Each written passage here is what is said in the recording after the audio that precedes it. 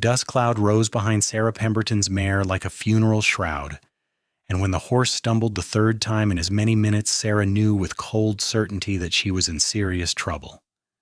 It was August 1883, and the Nevada desert stretched endlessly in every direction, a landscape of sage and hardpan that could kill a person as easily as breathing. She dismounted carefully, her boots hitting the cracked earth with a soft thud, and ran her hands down the mare's front left leg. The swelling was immediate and hot to the touch, the fetlock joint bulging like a ripe plum. Her heart sank into her stomach. "Easy, Daisy," she murmured, though her own voice trembled. "Easy, girl." She was 50 miles from the nearest settlement, maybe more. She had been riding back from visiting her sister in Silver Springs, a journey she had made a dozen times before without incident. The canteen hanging from her saddle held maybe half a day's water. The sun was already past its zenith, beating down with merciless intensity. Sarah was 22 years old, unmarried, and had always prided herself on her independence and practical nature. But standing alone in that vast emptiness, those qualities felt suddenly insufficient. She could not ride Daisy. The mare would collapse under her weight, and Sarah would rather die herself than cause the animal more pain. She could leave the horse and walk, but Daisy carried all her supplies, and abandoning a faithful companion went against everything Sarah believed. She stood there, paralyzed by impossible choices, when she heard the sound of hoofbeats approaching from the west. Sarah's hand went instinctively to the rifle in her saddle holster. A lone woman in the desert was vulnerable in ways that made her throat tighten. But as the rider drew closer, she saw he was leading a pack mule and riding with the easy, unhurried gait of someone who belonged to this harsh country. He was tall in the saddle, wearing a dusty brown hat and a faded blue shirt that had seen better days. When he was close enough that she could see his face, she noticed he was young, maybe 25 or 26, with sun-darkened skin and eyes the color of creek water. He reined in his horse about 20 feet away, giving her space, and touched the brim of his hat. "Ma'am," he said, his voice rough from disuse, "looks like you have some trouble." Sarah kept her hand near the rifle. "My horse is lame. I can manage." The cowboy dismounted slowly, telegraphing every movement. "I do not doubt you could manage most things, ma'am, but managing a lame horse 50 miles from anywhere is not something anyone can do alone." He approached Daisy carefully, making soft clicking sounds with his tongue. The mare's ears flicked forward, and she allowed him to examine her leg. His hands were gentle and sure, the hands of someone who had doctored many animals in his time. "Strained tendon, maybe torn," he said after a moment. "She needs rest and cold water compresses. She should not be ridden for weeks." Sarah felt the weight of those words settle over her. "Then I will walk and lead her." The cowboy straightened and looked at her with an expression she could not quite read.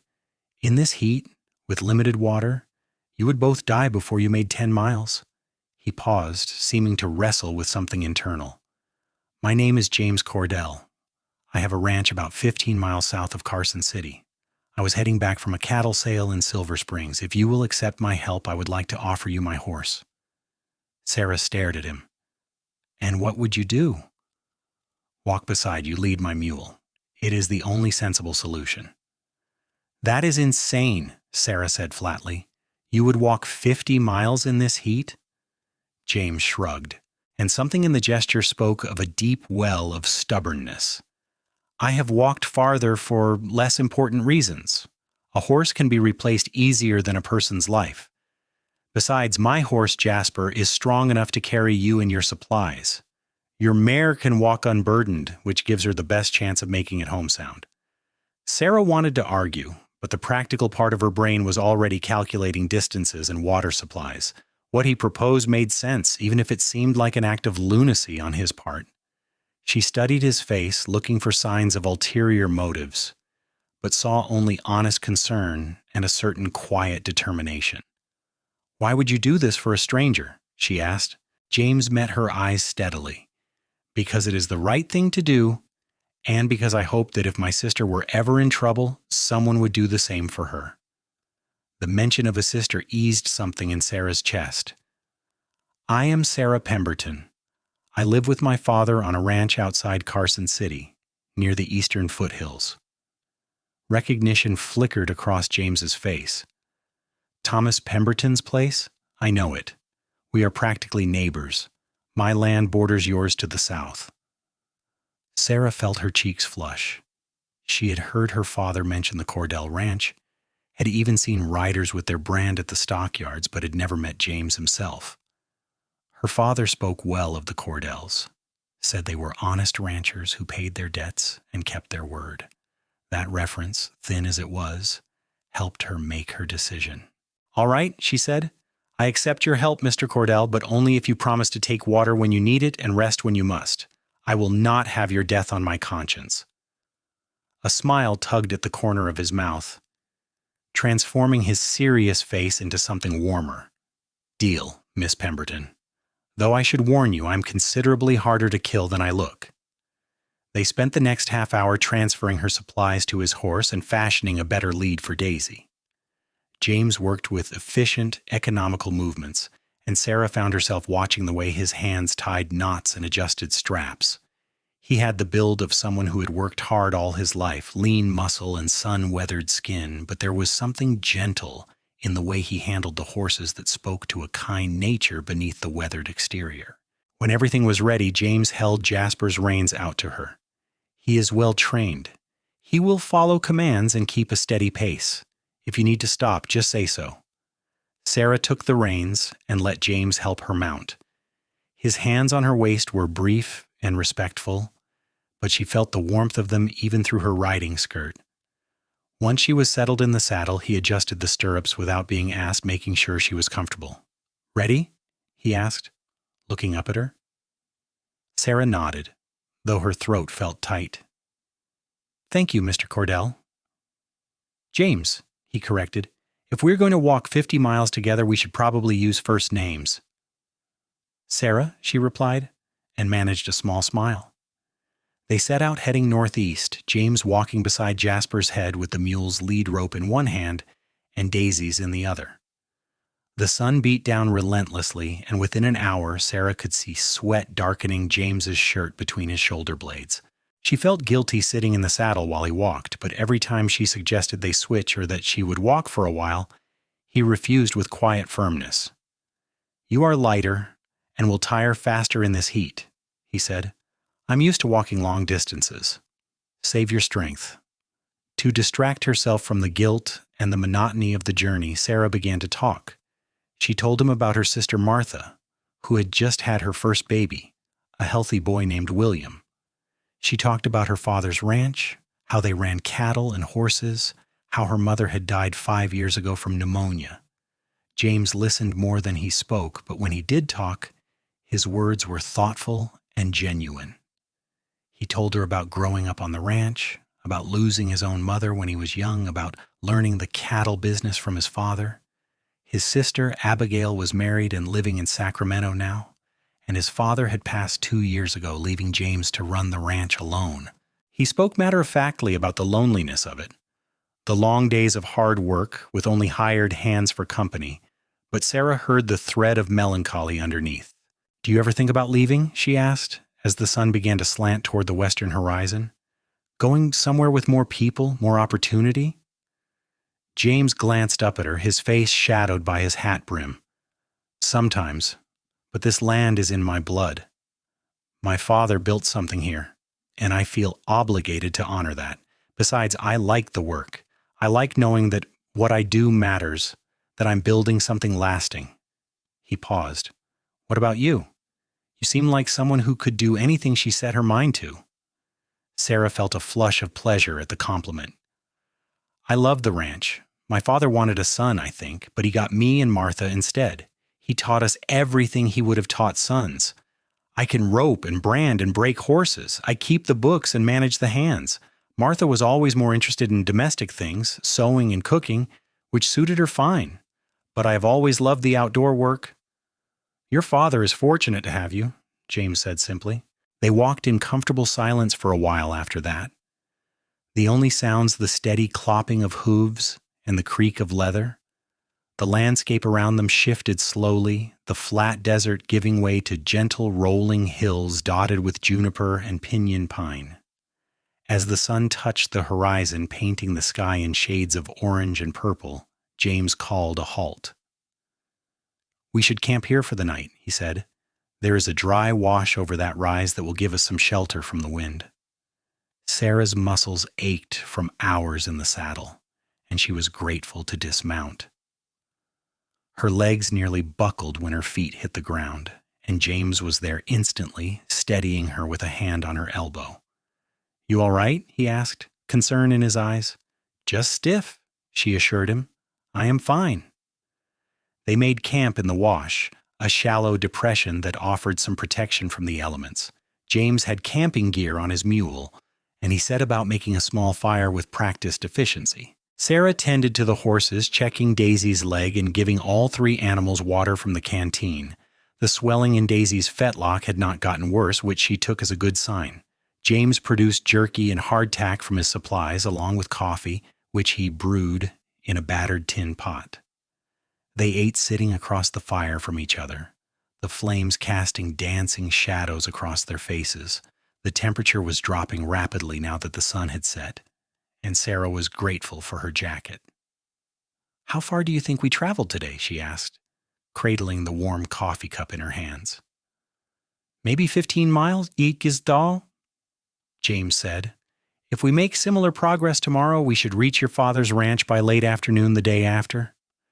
Sarah did the math in her head. 2 more days of this. 2 more days of watching James walk while she rode, of these strange, intimate conversations with a man who had been a complete stranger just hours ago. The thought made her feel oddly nervous and excited at the same time. "You must think I am foolish," she said suddenly, "traveling alone like that." James looked up sharply. "I think nothing of the sort. You had no way of knowing your horse would go lame. These things happen. I think you are brave for making the journey at all." "My father did not want me to go alone," Sarah admitted, "but we are short-handed right now, and I insisted I would be fine. I have made the trip many times before without issue." "You could not have predicted this," James said firmly, "and you handled it well. You kept your head, you did not panic, and you accepted help when it was offered. That takes wisdom." Sarah felt a warmth in her chest that had nothing to do with the coffee. "You are kind to say so." "I am only saying what is true." They talked late into the night, sharing stories and observations, finding unexpected common ground. Sarah learned that James loved to read, that he had a small collection of books at his ranch that he treasured. He learned that she could play the piano, that her mother had taught her before she died, and that she still played sometimes in the evenings when the work was done. The conversation flowed easily, naturally, as if they had known each other for years instead of hours. When they finally settled down to sleep, James insisted Sarah take his bedroll while he made do with a saddle blanket. She protested, but he was immovable on this point, and eventually she gave in, too tired to argue further. As she lay there under the vast canopy of stars, listening to the crackling of the dying fire and James's steady breathing nearby, Sarah felt something shifting inside her, like a door opening onto a room she had not known existed. They woke before dawn to make the most of the cool morning hours. James rekindled the fire and made more coffee while Sarah checked the horses. Daisy seemed in good spirits despite her injury, nuzzling Sarah's shoulder affectionately. Sarah pressed her face against the mare's warm neck, grateful that they had encountered James when they did. She did not want to think about what might have happened otherwise. The second day of travel was harder than the first. The terrain grew more rugged, with rocky outcroppings and steeper hills that tested both horses and humans. James's face was drawn with fatigue by mid-morning, though he never complained or slowed his pace. Sarah insisted they stop more frequently, and during one rest she dismounted and walked for an hour despite his protests. "You are being stubborn," he said, but there was a hint of amusement in his voice. "I learned from the best," Sarah shot back, gesturing at him. That surprised a laugh out of him, a genuine, unguarded sound that made Sarah smile. She realized with a start that she liked making him laugh, liked seeing his serious face transform with humor. The realization unsettled her, but not unpleasantly. As they walked side by side, their arms occasionally brushing, Sarah found herself hyper-aware of his presence. She noticed the way his hair curled slightly at the nape of his neck where it touched his collar, the way his eyes crinkled at the corners when he smiled, the deep timbre of his voice when he spoke. These were dangerous observations, she knew. This was a man she had just met, regardless of how easy it felt to talk to him, regardless of the extraordinary circumstances that had brought them together. But there was something about shared hardship that stripped away pretense and social niceties. Out here in the wilderness, depending on each other for survival, they had moved past superficial acquaintance into something deeper and more real. Sarah found herself telling James things she had never told anyone, about her fears of ending up alone, about the pressure she sometimes felt to marry even though no man in Carson City had ever stirred her interest, about her dreams of expanding her father's ranch and making it one of the best in Nevada. James listened with his whole attention, asking thoughtful questions, offering insights without judgment. He told her about the loneliness of running the ranch alone, about the weight of living up to his father's legacy, about the few women who had shown interest in him and how none of them had seemed willing to accept the hard reality of ranch life. They wanted the idea of it, he said, as they stopped to water the horses at a small spring. The romance of the West. But when they saw the actual work, the isolation, the endless dust and heat and cold, they lost interest quickly enough. Then they were fools, Sarah said with more heat than she intended. There is honor in that work. There is purpose. James looked at her with an expression that made her breath catch. I have begun to realize that, he said quietly. The moment stretched between them, charged with unspoken meaning, until Jasper nudged James's shoulder impatiently, breaking the spell. They both laughed, but Sarah felt the moment settle into her bones, a memory she knew she would return to again and again. That evening, they camped near a creek that ran clear and cold from the mountains. James checked Daisy's leg again and declared himself pleased with her progress. She should make a full recovery, he said, given proper rest and care. Sarah helped him set up camp with the easy coordination they had developed over the past day and a half. She gathered firewood while he tended the horses. He cooked a simple meal of beans and bacon while she laid out the bedrolls. They worked together like a team, each anticipating the other's needs without discussion. After dinner, they sat by the creek, listening to the water burble over stones. The moon was rising nearly full, painting everything in silver light. Sarah dipped her kerchief in the cold water and pressed it to the back of her neck, sighing with relief. That feels wonderful, she said. You should soak your feet, James suggested. We've been hard on them these past days. It seemed too intimate somehow, too informal, but her feet were aching, and the water looked so inviting. Sarah removed her boots and stockings, very aware of James politely looking away, and dipped her feet into the creek. The cold was shocking at first, then blissful. Oh, that is heavenly, she breathed. James chuckled. I might join you in that. He removed his own boots and rolled up his pant legs, sitting on a rock a respectful distance away and submerging his feet with a groan of relief. I may never move again, he said. You have earned the rest, Sarah said. I still cannot believe you have walked this far. It has not been a hardship, James said, and something in his tone made her look at him. He was watching her with an expression that was both tender and uncertain. The company has made it bearable. Sarah's heart began to pound. James? I know we have only known each other 2 days or more, he said quickly. I know this is not the time or place, and you probably think I'm insane, but I need to say this. These past 2 days have been among the best of my life. Talking with you, walking beside you, learning who you are. Sarah, I have met a lot of people in my life, and I have never met anyone like you." Sarah felt as though she could not breathe. "I have felt it too," she whispered. "This connection. I thought I was imagining it." "You are not imagining anything?" James stood and moved closer, though he did not touch her. "I do not know what this is or where it can go. I do not want to presume anything, but I needed you to know that these days have meant something to me. You mean something to me." Sarah rose to face him, her bare feet still in the cold water, her heart racing. "They have meant something to me too. You are remarkable, James Cordell. The way you gave me your horse without hesitation, the way you have walked mile after mile, the way you talk to me like an equal, like my thoughts and dreams matter. I have never felt this way before." "What way?" James asked, his voice rough. "Like I have been waiting for you," Sarah said. "Like everything before this was just preparation for meeting you." James closed the distance between them then, his hands coming up to cup her face with infinite gentleness. "May I kiss you?" he asked. "Yes," Sarah breathed. His lips met hers softly, tentatively, as though she were something precious that might break. Sarah's hands found his shoulders, steadying herself, and she kissed him back with all the confused, overwhelming emotions of the past 2 days. The kiss deepened, becoming more certain, and Sarah felt something inside her click into place like a key turning in a lock. When they finally broke apart, both breathing hard, James rested his forehead against hers. "I am going to court you properly," he said.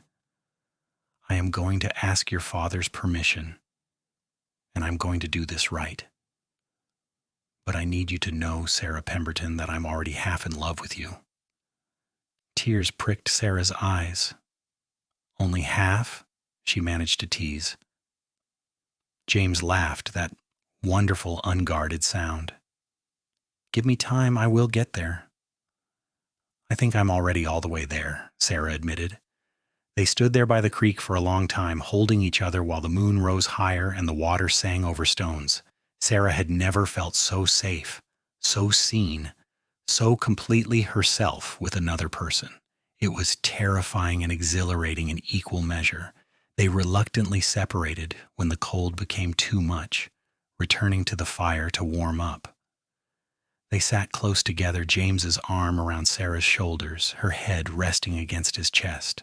They talked quietly about the future, about possibilities, carefully, not making promises they could not keep, but letting hope bloom between them.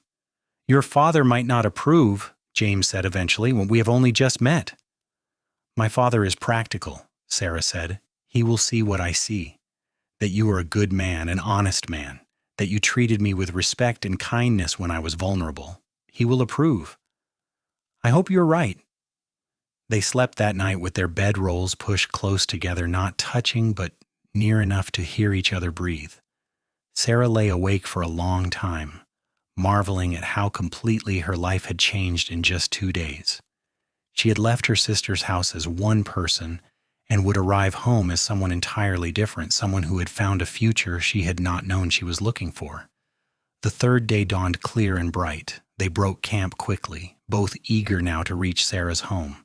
The landscape was becoming more familiar to Sarah, the distinctive peaks and rock formations signaling they were getting close. James seemed to sense her excitement, and despite his obvious exhaustion, he picked up the pace.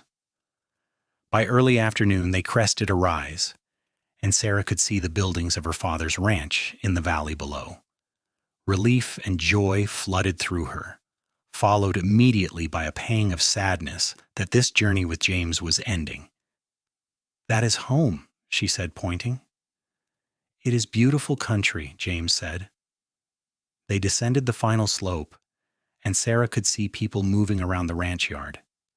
Someone must have spotted them because several figures began hurrying toward them. Sarah recognized her father's tall form and felt her throat tighten with emotion.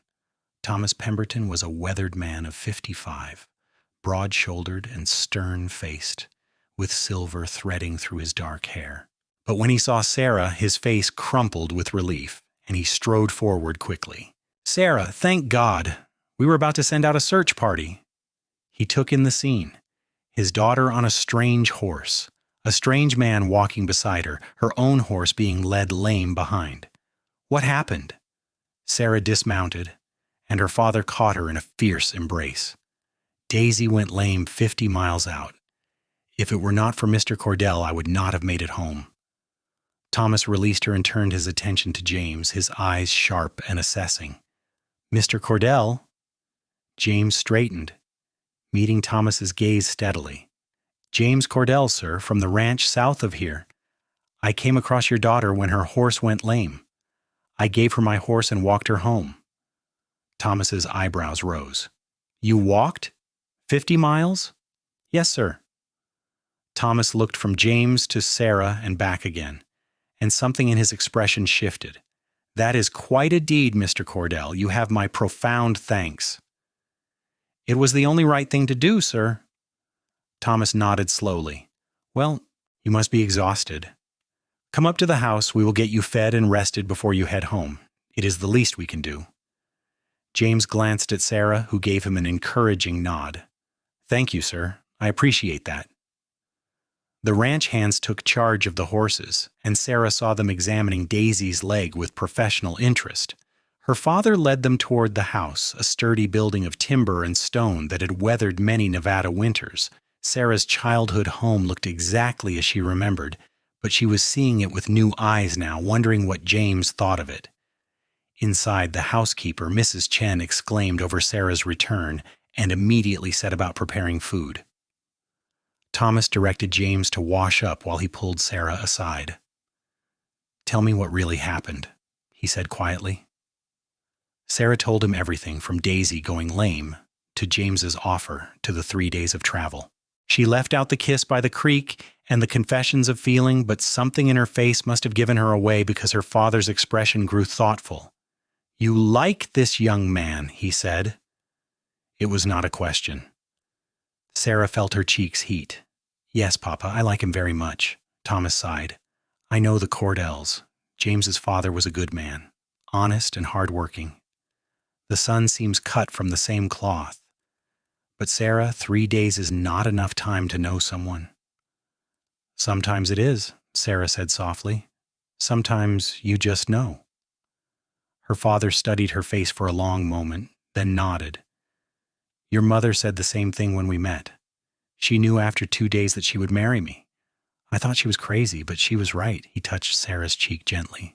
If he is what you want, and if he treats you right, then he has my blessing to court you. But properly, Sarah. I want to see him put in the effort. He will, Sarah said with complete confidence. Dinner that evening was a lively affair. Thomas invited James to stay the night rather than attempt the ride home in darkness, and James accepted gratefully. Over roast chicken and potatoes, Thomas asked James about his ranch, his plans, his philosophy on cattle management. Sarah could see her father testing James, probing for character and competence, and James handled every question with honest, thoughtful answers. After dinner, Sarah showed James the piano her mother had taught her to play. It was an upright model, somewhat battered but still in tune, and it held pride of place in the parlor. At James's request, she played a simple melody, a folk song her mother had loved. When she finished, there were tears in James's eyes. That was beautiful, he said. You have real talent. I am rusty, Sarah said. I do not play as often as I should. You should play every day, James said. The world needs beauty, especially out here. Before he left the next morning, James asked permission to call on Sarah the following Sunday. Thomas granted it, though he fixed James with a stern look. You hurt her, and neighbor or not, we will have words. I would expect nothing less, sir, James said. I have no intention of hurting her. I have only the most honorable intentions. Sarah walked James out to where Jasper was saddled and ready. In the privacy of the yard, James took her hand. I meant what I said by the creek, he told her. I'm going to court you properly, and I'm going to do everything in my power to make you happy. You already make me happy, Sarah said. James smiled and brought her hand to his lips, pressing a kiss to her knuckles. Then I will work on making you happier still. Until Sunday, Sarah. Until Sunday, James. She watched him ride away, her hand still tingling from his kiss, her heart full to bursting.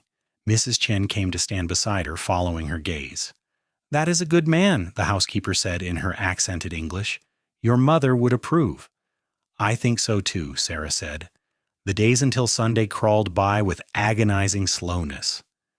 Sarah threw herself into ranch work, checking on Daisy's recovery, balancing the books, overseeing the hands as they repaired fences damaged in a recent storm. But her mind kept wandering to James, replaying their conversations, remembering the feel of his lips on hers. When Sunday finally arrived, Sarah took extra care with her appearance. She wore her best dress, a deep blue cotton that brought out her eyes, and pinned her dark hair up carefully. When James arrived promptly at noon, riding Jasper and leading a gentle mare, she saw the appreciation in his eyes. "You look beautiful," he said, dismounting. "Thank you. You look quite handsome yourself." James had clearly made an effort too, wearing clean clothes and a new hat. He carried a small bundle, which he handed to her almost shyly. "I brought you something." Sarah unwrapped the bundle to find a book, a collection of poetry by Walt Whitman. "James, this is wonderful. Thank you." "I thought you might enjoy it. I have a copy myself. We can discuss it when you have read some." Thomas invited James to join them for Sunday dinner, and afterward he gave permission for James and Sarah to take a ride around the property, provided they stayed within sight of the house. They rode out toward the creek that marked the northern boundary, talking easily as they had during their long walk home. "I have not been able to stop thinking about you," James admitted, as they dismounted to let the horses drink. "I keep reliving those 3 days, every conversation, every moment." "So have I," Sarah said. "I feel like I'm split in two, part of me here doing the daily work, and part of me still on that journey with you." James took her hands. "I know this is fast. I know people will say we are rushing. But Sarah, I am 30 years old. I have met enough people in my life to know when something is special. And you are special. What we have is special." "I feel the same way," Sarah said. "I do not care what people think. I know what I feel." James cupped her face and kissed her, and it was even better than the first time, full of promise and certainty. When they broke apart, both smiling, James said, "I love you, Sarah Pemberton. I know it has only been a week, but I love you completely." "I love you too," Sarah said, the words feeling both momentous and completely natural. "I think I have loved you since you offered me your horse." They spent the rest of the afternoon by the creek, talking about everything and nothing, stealing kisses, making plans. By the time they returned to the house, they had decided that James would speak to Thomas formally within the month, asking for Sarah's hand in marriage. True to his word, James courted Sarah with old-fashioned dedication. He visited every Sunday, bringing small gifts, spending time with both Sarah and her father, proving himself worthy through consistency and character.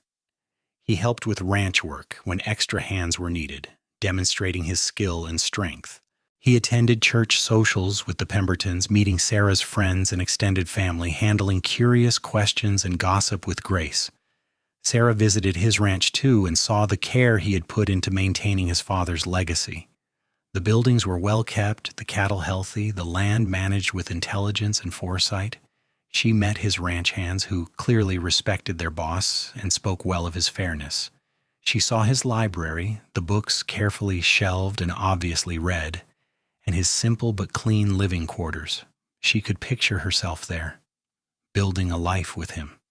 6 weeks after they met, James formally asked Thomas for Sarah's hand. They were sitting in Thomas's study, and James was visibly nervous despite his best efforts to hide it.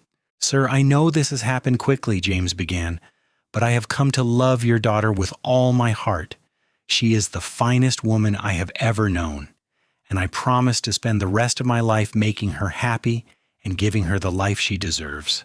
I am asking for your blessing to marry her." Thomas leaned back in his chair, studying James carefully. Finally, he said, "Do you understand what you are taking on? Sarah is not like most women. She has strong opinions. She likes to work. She will want a say in how the ranch is run. She will not be content to just keep house." "I know, sir," James said. "Those are among the many reasons I love her. I do not want a wife who will be content to stay in the background. I want a partner, and that is what Sarah is." Thomas smiled, the first genuine smile James had seen from him. "Then you have my blessing, son. Welcome to the family." James proposed to Sarah that evening by the same creek where they had first confessed their feelings.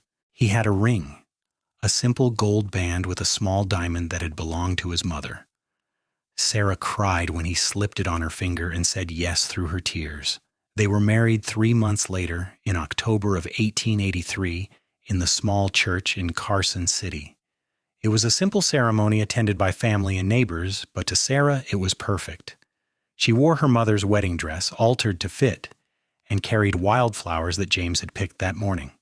When James said his vows, his voice was steady and sure, promising to love and honor her all the days of his life. Sarah's voice shook with emotion as she made the same promises, but her commitment was no less certain.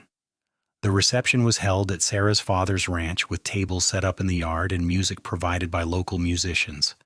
Sarah danced with her father, who told her how proud her mother would have been, and then with James, who held her close and whispered in her ear that he was the luckiest man alive. As evening fell and the party continued around them, James and Sarah slipped away to begin the ride to their new home. Thomas had given them a substantial wedding gift, several head of cattle and money to expand James's ranch, which would now be their ranch. They had decided that Sarah would keep working with her father as well, splitting her time between the two properties since they bordered each other. Their first night as husband and wife was spent in James's ranch house, which they had spent the past weeks cleaning and preparing. Sarah had moved some of her belongings over, adding feminine touches to the bachelor spaces, but the house still felt more James's than theirs. That would change with time, she knew. In the privacy of their bedroom, James was gentle and patient, taking his time, making sure Sarah felt safe and loved. Afterward, they lay tangled together, and James traced patterns on Sarah's bare shoulder. "Are you happy?" he asked. "Deliriously," Sarah said. "Are you?" "More than I ever thought possible. Do you know what I think about sometimes?" "What?" "What would have happened if I had ridden a different trail that day? If I had not come across you when your horse went lame? We might never have met." Sarah shivered at the thought. "Fate," she said. "It had to be fate. We were meant to find each other." "I believe that," James said. "I think Daisy going lame was the best thing that ever happened to me." Sarah laughed and swatted his chest playfully. "That's a terrible thing to say." "But true," James insisted, catching her hand and kissing it. "I would walk 1,000 miles if it meant having you."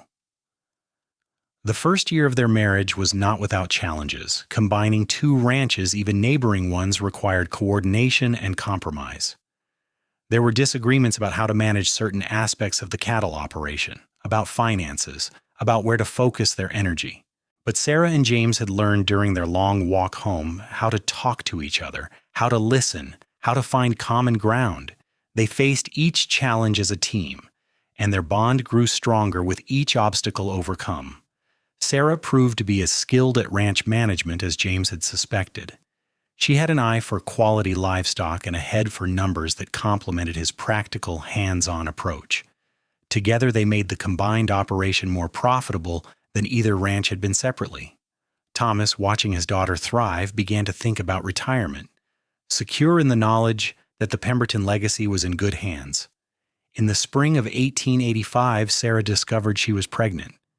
She told James over breakfast, nervous about his reaction, but he let out a whoop of joy that startled the horses in the nearby corral. He swept her into his arms and spun her around, laughing and crying at the same time. "We are going to have a baby," he kept saying. "Sarah, we are going to have a baby." The pregnancy was not easy.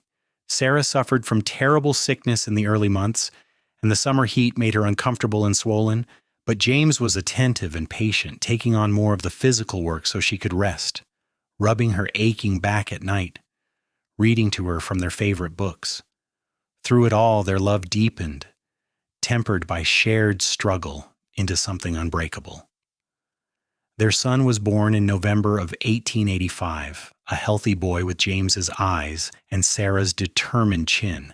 They named him Thomas James Cordell, after both their fathers, and he was doted on by everyone who met him. Thomas Sr., now officially retired and living in a cabin on the property, spent hours with his grandson, teaching him ranch lore before he was even old enough to walk. Watching James with their son, seeing the tenderness and wonder in his face as he held the tiny baby, Sarah fell in love with him all over again. This was the man who had walked 50 miles for her, who had given her his horse without hesitation, and now he was the father of her child, her partner in building a life. She could not imagine anything more perfect. 2 years later, they had a daughter, Margaret Rose, called Maggie, who had her mother's dark hair and her father's easy smile. And 3 years after that, another son, Daniel, who was quiet and thoughtful from the very beginning. Their house, which had once seemed too big for just 2 people, now rang with the sounds of children playing, of laughter and occasional tears, of life being lived fully. Sarah never stopped working the ranch. She would take the children with her sometimes, teaching them as her father had taught her. She showed Tommy how to rope a fence post, let Maggie help feed the chickens, carried baby Daniel in a sling while she checked on new calves.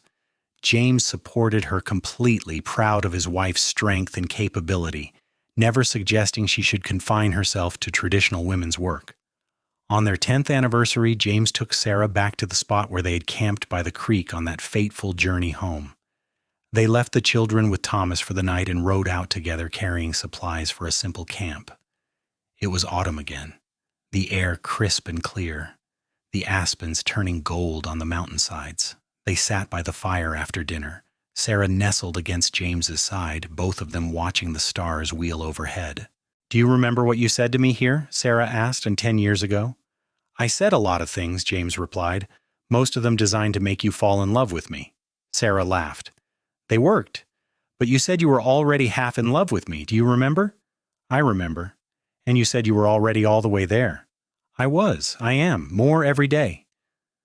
Sarah turned to look at her husband, at the face she had come to know better than her own. "Thank you for walking beside me, James, not just that day, but every day since." James cupped her face, his touch as gentle as it had been 10 years ago. "It has been my honor and my joy. You are my best friend, Sarah, my partner, my love. Walking beside you is the easiest thing I have ever done." They kissed under the stars, and it was like the first time and completely different, a kiss that held 10 years of marriage, 3 children, countless conversations, arguments, reconciliations, and above all, love. When they broke apart, both were smiling. "To another 10 years?" Sarah proposed. "To 50 more," James countered. "To forever." "To forever," Sarah agreed. The years continued to pass, marked by the changing seasons and the growing children. Tommy grew into a strong young man who loved the ranch as much as his parents did. Maggie surprised everyone by developing a talent for breaking horses, gentling even the wildest Mustangs with patience and skill. Daniel proved to have his father's mind for engineering and spent hours designing better systems for water distribution and barn construction. Sarah and James watched their children grow with pride and occasional wistfulness for the baby years gone by, but they still had each other, and the partnership they had forged in those 3 days of desert walking remained the foundation of their life together. Thomas Pemberton passed away peacefully in his sleep in 1895, surrounded by his family. At his funeral, the entire community turned out to pay respects to a man who had been a pillar of the area for decades. Sarah grieved deeply but found comfort in her husband's arms and in the knowledge that her father had lived to see her happy, to know his grandchildren, to witness the success of the ranch he had built. In his will, Thomas left the Pemberton Ranch entirely to Sarah, acknowledging that she had been his true heir in every way that mattered. Sarah merged it fully with the Cordell Ranch, creating one of the largest and most successful operations in the region. The combined ranch employed dozens of men, supported multiple families, and became known for its quality cattle and fair dealing. As the new century approached, Sarah and James found themselves grandparents. Tommy married a school teacher named Alice, and they had 2 daughters. Maggie married a neighboring rancher's son, a quiet man, who respected her independent spirit, and they had 3 boys. Daniel married late, to a woman he met at university in San Francisco, and they settled on a portion of the ranch to raise their family. Through all the changes and challenges, the growth and losses, Sarah and James remained each other's constants. They still took rides together, just the 2 of them, out to the places that held memories. They still sat by the fire in the evenings, reading or talking or simply being together in comfortable silence. They still slept tangled together. James's arm around Sarah's waist, her head on his chest, listening to the steady beat of his heart. On their 30th anniversary in 1913, their children threw them a party. The ranch yard was filled with friends and neighbors, with children and grandchildren, with people whose lives had been touched by the Cordells' generosity and integrity. There was music and dancing, food and laughter, speeches that made both Sarah and James blush with embarrassment and pride. Late in the evening, after most of the guests had gone home and the grandchildren had been put to bed, Sarah and James stood on the porch of their house, looking out over the land they had built together. James's hair was silver now, and Sarah's dark locks had threads of white running through them. They had laugh lines around their eyes and the weathered skin of people who had spent their lives outdoors. But when they looked at each other, they still saw the young people who had met in the desert 30 years ago. "Do you ever think about that day?" Sarah asked, though she knew the answer. "Every day of my life," James said. "It was the day my real life began." "Mine too," Sarah said. "Sometimes I wonder what would have happened if you had not been so ridiculously noble, walking all that way for a stranger." "You were never a stranger," James said. "From the moment I saw you, something in me recognized you. I think I knew, even then, that you were going to change my life." Sarah leaned into her husband's embrace. "We changed each other's lives. We built this together." "And I would do it all again," James said. "Every mile, every challenge, every moment. With you, Sarah, always with you." They stood there for a long time, wrapped in each other's arms, listening to the night sounds of the ranch, the lowing of cattle, the rustle of wind through grass, the distant yip of coyotes. It was the same land where they had started, but transformed by decades of hard work and love into something remarkable. Their love story had begun with a lame horse and an act of selfless generosity, with 3 days of walking through the Nevada desert. But it had grown into something far greater, a partnership that had weathered every storm, a love that had only deepened with time. They had built a family, a legacy, a life that mattered. As the stars wheeled overhead, the same stars that had witnessed their first kiss by the creek, Sarah and James held each other close, grateful for that long-ago day when fate had brought them together.